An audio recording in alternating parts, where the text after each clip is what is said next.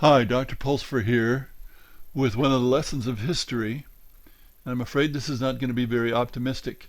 This is about the tragedy of the commons which pervades and degrades human history. So what is the tragedy of the commons?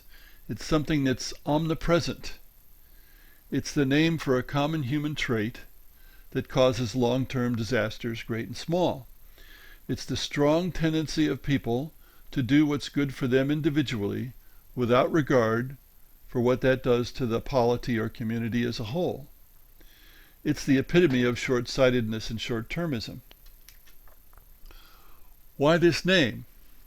The name comes from a classic identification of the tendency.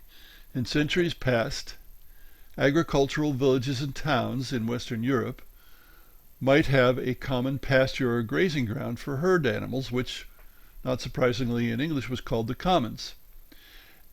Any villager could graze their animals there. So it was in everyone's individual interest to use the commons, but the result was often overgrazing and destruction of the commons. So everybody did what was in their individual interest, and it destroyed the community interest. Other examples: deficit spending. Many people don't want to be taxed, but if taxes are lowered and expenditures constantly increase as they do, the government has to borrow money, which must sooner or later be paid back. But paying back the money is a future thing, and so people ignore the necessity. Or try something from some time ago on Easter Island in the Pacific. The natives cut trees to build religious edifices. There was a kind of competition between the natives to build bigger and better ones. In the end, no trees, and I mean none, were left on the island, to the detriment of all, of course. In the American Southwest, before European arrival, this is the land of the Pueblo builders. Individuals had their own good reasons for cutting trees.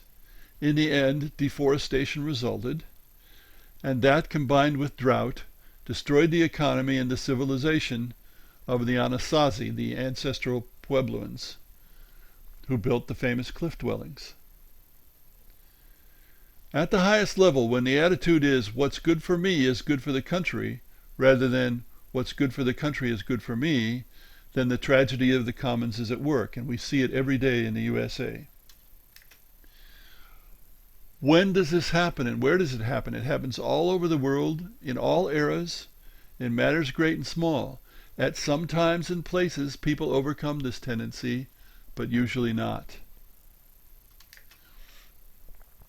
So I have little faith in the future because short-termism is so strong today and is encouraged by consumerism.